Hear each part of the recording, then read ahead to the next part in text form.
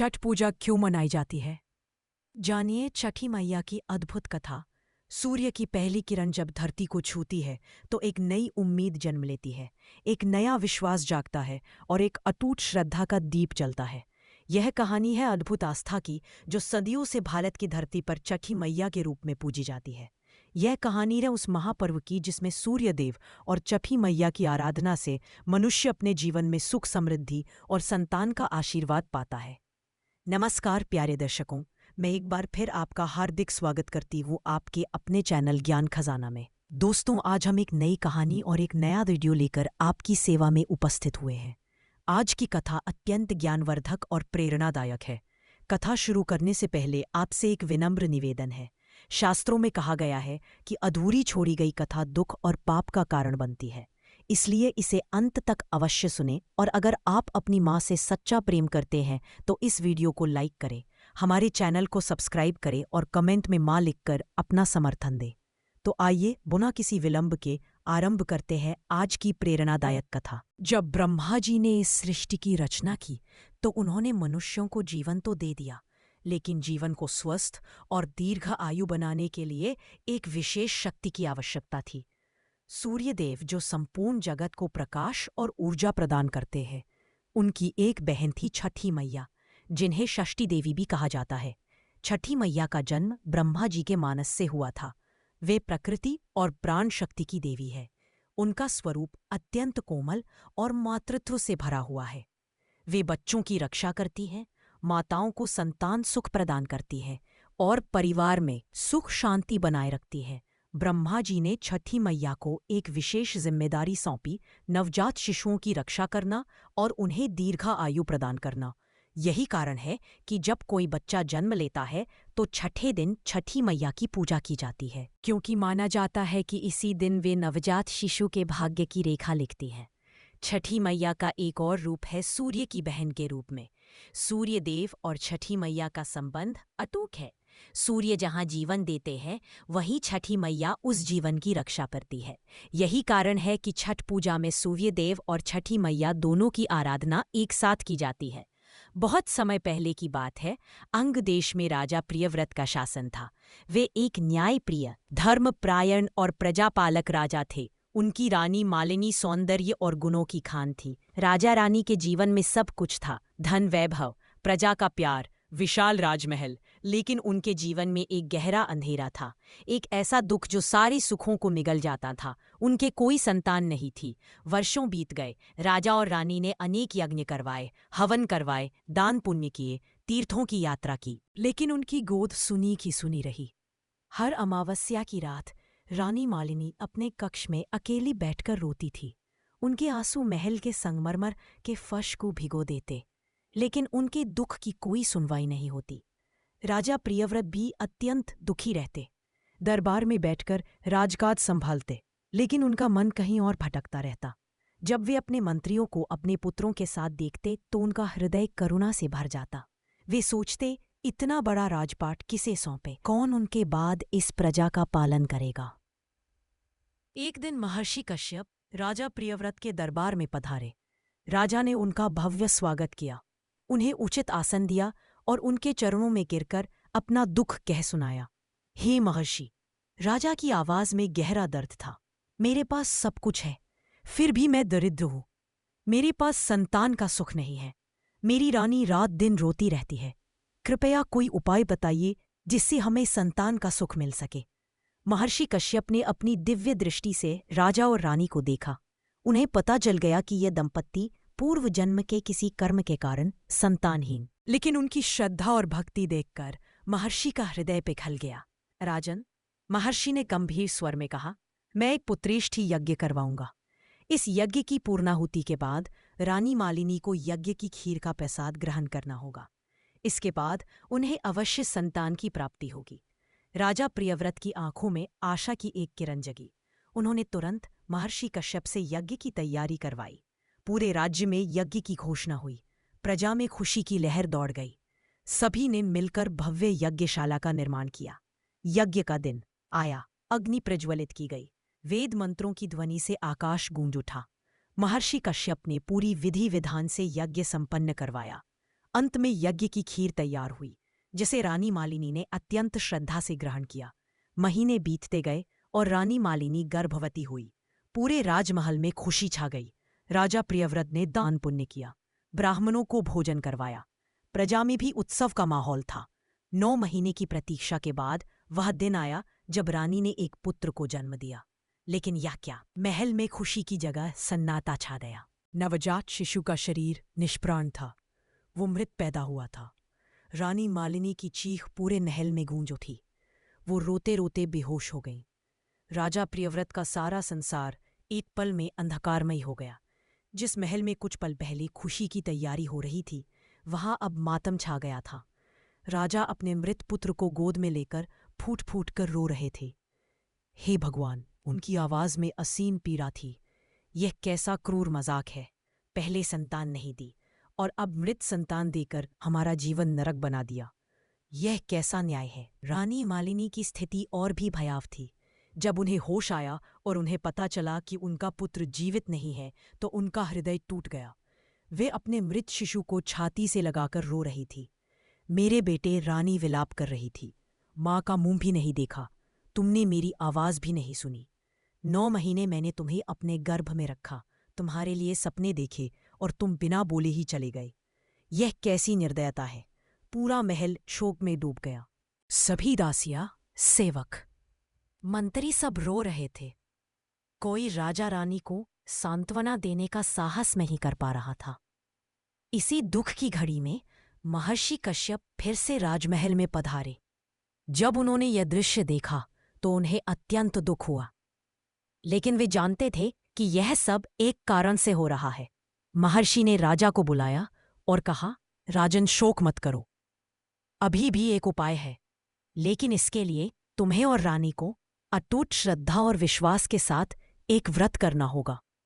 राजा की आंखों में आशा की एक छोटी सी किरण जगी। महर्षि, कोई भी उपाय बताइए। मैं अपने प्राणों की आहुति देने को भी तैयार हूं, बस मेरा पुत्र जीवित हो जाए। महर्षि कश्यप ने कहा, राजन, छठी मैया की पूजा करो। वे प्राण शक्ति की देवी है, षष्ठी देवी है। वही नवजात शिशुओं के भाग्य की रेखा लिखती है। उनकी कृपा से मृत शिशु में भी प्राण आ सकते हैं। लेकिन महर्षि, यह पूजा कैसे की जाती है? रानी ने पूछा। महर्षि ने समझाया, कार्तिक मास की षष्ठी तिथि को यह व्रत किया जाता है। 4 दिन तक अत्यंत कठोर नियम पालन करना होता है। दूसरे दिन घरना होता है, जिसमें पूरे दिन व्रत रखकर शाम को गुड़ की खीर बनाकर प्रसाद ग्रहण किया जाता है। तीसरे दिन संध्या अर्घ्य होता है, जिसमें डूबते सूर्य को अर्घ्य दिया जाता है। और चौथे दिन उषा अर्घ्य होता है, जिसमें उगते सूर्य को अर्घ्य दिया जाता है। यह व्रत अत्यंत कठिन है। महर्षि ने आगे कहा, तीसरे दिन से व्रती को निर्जला व्रत रखना होता है। पूरी रात जागरण करना होता है। लेकिन यदि पूरी श्रद्धा से यह व्रत किया जाए तो छठी मैया अवश्य प्रसन्न होती है और मनोकामना पूर्ण करती है। रानी मालिनी ने तुरंत कहा, महर्षि, मैं यह व्रत करूंगी, कितना भी कठिन क्यों ना हो। अपने पुत्र के लिए सब सहन कर लूंगी, बस मेरा बेटा जीवित हो जाए। राजा प्रियव्रत ने भी कहा, महर्षि, हम दोनों मिलकर यह व्रत करेंगे। छठी मैया से प्रार्थना करेंगे कि वे हमारे पुत्र में प्राण फूंक दे। महर्षि कश्यप ने आशीर्वाद दिया, तथास्तु। तुम दोनों की श्रद्धा और भक्ति देखकर मुझे विश्वास है कि छठी मैया अवश्य प्रसन्न होंगी। महर्षि के जाने के बाद राजा और रानी ने व्रत की तैयारी शुरू कर दी। पहले दिन कार्तिक शुक्ल चतुर्थी को नहाय खाए का दिन था। रानी ने गंगा नदी में स्नान किया, पूरा शरीर शुद्ध किया, मन को शुद्ध किया। फिर घर आकर सात्विक भोजन बनाया। चावल, दाल, कद्दू की सब्जी, बिना नमक और प्याज लहसुन के। रानी ने अत्यंत श्रद्धा से यह भोजन ग्रहण किया। उनका मन पूरी तरह से छठी मैया की आराधना में लीन था। राजा ने भी उनका साथ दिया। दूसरे दिन पंचमी को खरना का दिन था। इस दिन रानी ने पूरे दिन निर्जला व्रत रखा, ना एक बूंद पानी पिया, ना कुछ खाया। सूरज ढलने के बाद शाम को उन्होंने गुड़ की खीर बनाई, गेहूं के आटे के छोटे छोटे पकौड़े बनाए, केले का प्रसाद रखा। पूरे घर को साफ सुथरा किया गया, दीपक जलाए गए। रानी ने पूरी विधि से छठी मैया को प्रसाद अर्पित किया। फिर उस प्रसाद को ग्रहण किया। इस प्रसाद में नमक बिल्कुल नहीं था, लेकिन रानी के लिए यह अमृत के समान था। इसके बाद असली परीक्षा शुरू हुई। तीसरे दिन षष्ठी तिथि को रानी को फिर से निर्जला व्रत रखना था, और यह व्रत पूरी रात और अगली सुबह तक चलना था। लगभग 36 घंटे तक बिना पानी के रानी मालिनी ने अपने मृत पुत्र को एक कक्ष में सुरक्षित रखवाया था। उन्होंने प्रण किया कि जब तक छठी मैया उनके पुत्र में प्राण नहीं फूंक देती, वे अन्नजल ग्रहण नहीं करेंगी। तीसरे दिन सुबह से ही व्रत की तैयारी शुरू हो गई। बांस की टोकरी में फल रखे गए, नारियल, केला, सिंघाड़े, अदरक। ठेकुआ बनाया गया गेहूं के आटे, गुड़ और घी से। यह प्रसाद बनाते समय अत्यंत पवित्रता का ध्यान रखा गया। शाम होने को थी। घाट की ओर चल पड़ी। उनके साथ राजा, दासिया, सेवक सभी थे। नदी के किनारे पहुंचकर रानी ने जल में खड़े होकर डूबते सूर्य को अर्घ्य देना शुरू किया। हे सूर्यदेव, रानी ने हाथ जोड़े, आप संपूर्ण जगत को प्रकाश देते हैं, जीवन देते हैं। आपकी बहन छठी मैया प्राण शक्ति की देवी है। कृपया उनसे मेरी प्रार्थना कर दीजिए कि वे मेरे पुत्र में प्राण फूंक दे। रानी की आंखों से अश्रुधारा बह रही थी। उनकी आवाज में गहरी पीड़ा थी, लेकिन साथ ही अटूट विश्वास भी था। वे बार बार सूर्य को अर्घ्य दे रही थी और छठी मैया से प्रार्थना कर रही थी। जैसे जैसे सूर्य डूब रहा था, रानी का विश्वास बढ़ता जा रहा था। अंत में सूर्य पूरी तरह से डूब गया। रानी ने अंतिम अर्घ्य दिया और नदी से बाहर आ गई। रात हो चुकी थी। रानी मालिनी को पूरी रात जागरण करना था। वे अपने कक्ष में बैठी और छठी मैया का नाम जपने लगी। हे छठी मैया, हे षष्ठी देवी, मेरे पुत्र पर कृपा करो, उसे जीवन दान दो। घंटे बीतते गए, आधी रात हो गई। रानी का शरीर थकान से चूर था। रात धीरे धीरे बीत रही थी। तारे आकाश में टिमटिमा रहे थे। पूरे महल में सन्नाटा था। बस रानी की प्रार्थना की आवाज गूंज रही थी। आखिरकार रात बीत गई। सुबह का समय हो गया। आकाश में हल्की लालिमा छाने लगी। सूर्योदय होने वाला था। यह सबसे महत्वपूर्ण समय था, उषा अर्घ्य का समय। रानी मालिनी फिर से नदी के घाट पर पहुंची। उनका शरीर लड़खड़ा रहा था, लेकिन उनकी आस्था अटूट थी। वे पानी में खड़ी हो गई और उगते सूर्य की प्रतीक्षा करने लगी। पूर्व दिशा में लालिमा गहरी होती जा रही थी। धीरे धीरे सूर्य की पहली किरण दिखाई दी। रानी ने अपने हाथों में जल लिया और प्रार्थना करने लगी। हे सूर्यदेव, हे छठी मैया। रानी की आवाज में अब केवल विश्वास था, कोई संदेह नहीं। मैंने पूरी श्रद्धा से आपकी आराधना की है। अब आप ही मेरी आशा है। मेरे पुत्र में प्राण फूंक दीजिए। जैसे ही रानी ने उगते सूर्य को पहला अर्घ्य दिया, एक अद्भुत घटना हुई। आकाश में अचानक एक दिव्य प्रकाश फैल गया। यह प्रकाश सूर्य के प्रकाश से भी अधिक तेज था, लेकिन आंखों को चुभता नहीं था। उस दिव्य प्रकाश में एक देवी प्रकट हुई। उनका स्वरूप अत्यंत कोमल और मातृत्व से भरा हुआ था। वे छठी मैया थी। उनके हाथों में आशीर्वाद का संकेत था। रानी मालिनी अवाक रह गई। उनकी आंखों से अश्रुधारा बहने लगी।